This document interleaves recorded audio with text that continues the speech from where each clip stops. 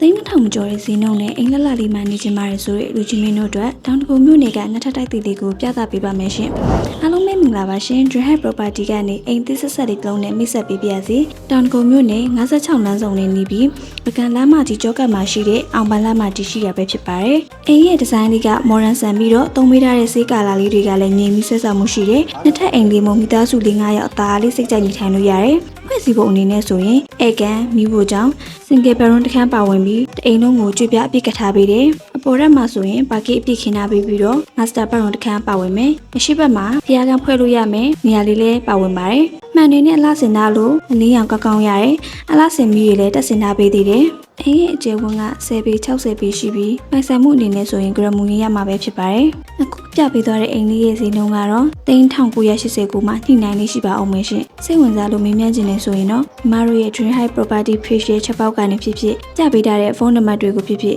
အချိန်မီဆက်သွယ်ဆောင်စမ်းမေးမြန်းနိုင်ပါတယ်ရှင်။ဗီဒီယိုလေးကိုအဆုံးထိကြည့်ပြီးလို့ကျေးဇူးအများကြီးတင်ပါတယ်။